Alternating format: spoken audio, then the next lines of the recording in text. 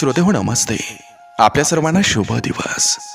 श्रोते हो, जेव्हा तुम्ही घरातून बाहेर पडत असता तेव्हा आपल्या देवघरातील देवाला नमस्कार करूनच बाहेर पडत चला आणि घरी परत आल्यावर सुद्धा देवाचं दर्शन घेत चला.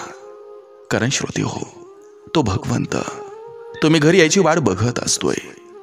आपल्या घरी असा नियम बनवा की जेव्हा कधी तुम्ही घरातून बाहेर पडता तेव्हा देवासमोर क्षणभर थांबून, हे परमेश्वरा तुम्ही माझ्यासोबत चला असं म्हणा. कारण श्रोते हो, तुमच्या हातामध्ये लाखाचं भले घड्याळ असेल, परंतु त्यावर दाखवणारी वेळ ही फक्त आणि फक्त त्या भगवंताच्या हातात असते. नक्की विचार करा. चला, आजही आपल्यासाठी सुंदर विचारांची ही शतोरी, ही मालिका अशीच पुढे घेऊन आलोय. चला करूया सुरुवात सुंदर विचारांना, सुंदर सुविचारांना. म्हणतात आयुष्यात एकदा तरी खरं प्रेम होतं आणि ज्या व्यक्तीवर होतं ती व्यक्ती कधीच आपली होत नाही. नात्यातही एक अद्भुत नियम आहे. जोपर्यंत कर्तव्य आपली आहेत आणि हक्क इतरांचे आहेत तोपर्यंत सगळं काही आपलंय. ज्या दिवशी तुम्ही इतरांकडून तुमच्या हक्काची आणि कर्तव्याची अपेक्षा कराल त्या दिवशी प्रत्येक जण तुमच्यासाठी परखा होईल.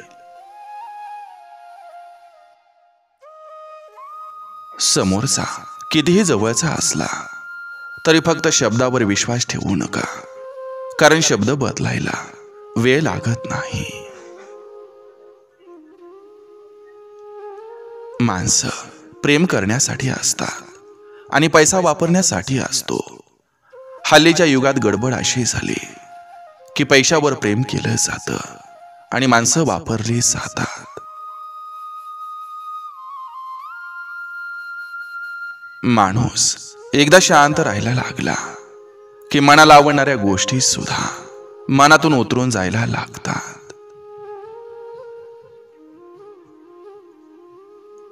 आनंदी तो नाही ज्याच्याकडे सगळं काही आहे. आनंदी तो आहे ज्याच्याकडे समाधान आहे. कुणाची साधी राहणीमान आणि स्वभाव म्हणजे कमीपणाचं लक्षण नसतं, ते त्यांचे संस्कार असतात. वय आणि जीवन यांच्यात फक्त इतकाच फरक आहे. जे मित्राविना सरते ते वय आणि जे मित्रांबरोबर सरते ते जीवन.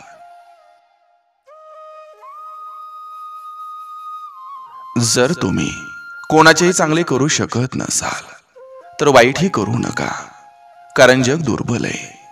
सृष्टी निर्माण करणारा दुर्बल नाही. जगाची नजर तुमच्याविषयी कधी स्थिर नसेल, त्यामुळं स्वतःच्या नजरेत मोठं व्हा. स्त्रीचं पहिलं प्रेम हा तिचा आत्मसन्मान आहे, तरी ती असं नातं टिकवते जिथं रोजच तिचा अपमान होतो. आपली संगत ही केवळ आपलेच नाही तर संपूर्ण कुटुंबाचे देखील भविष्य आणि अस्तित्व ठरवते.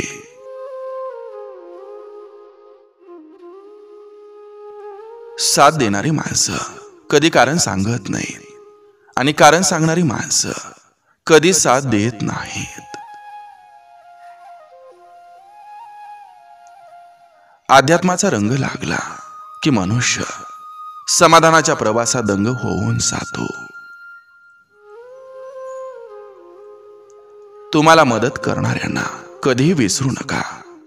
तुमच्यावर प्रेम करणाऱ्याचा कधी तिरस्कार करू नका आणि तुमच्यावर विश्वास ठेवणाऱ्यांना कधीही फसवू नका. सुखात सुद्धा आठवत जावा देवाला, दुःखात आठवता तसं नाही तर आपण पण कामापुरते बघतो असं वाटायला नको देवाला. काही माणसं चप्पल सारखी असतात, आधार देता देता मागून चिखल उडवतात.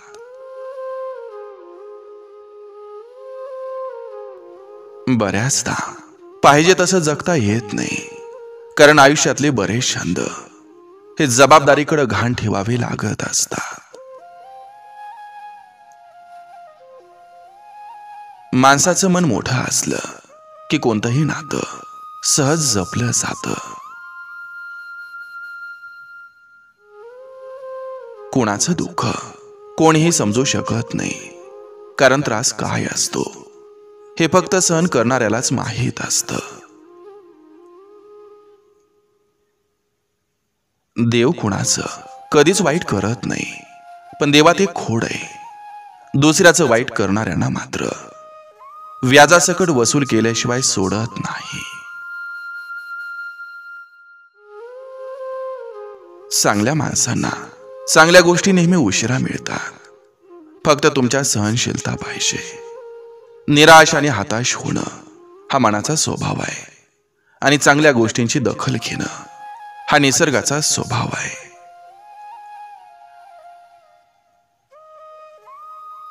जीवनात आनंदाचे मोती अगदी सहजासहजी कधीच मिळत नाहीत.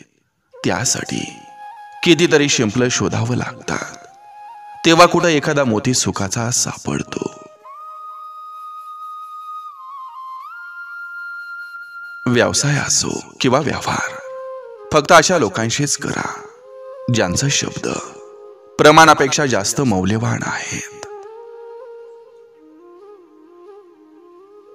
स्वतःचं घर गळत असूनही पावसाची अपेक्षा करतो तो म्हणजे शेतकरी. कधीच खचून जायचं नसतं, कारण दिवस, काळ आणि वेळ हे सगळं बदलतं. फक्त असावा लागतो तो थोडा संयम. भूतकाळातील चुका नक्कीच माफ करायच्या असतात, पण कट कारस्थाने केलेल्या जखमा कधीच विसरायच्या नसतात. हिरा आणि काचेत फरक ओळखायचा असेल तर उन्हात ठेवा. जी गरम होते ती काच असते, आणि जो थंड राहतो तो हिरा.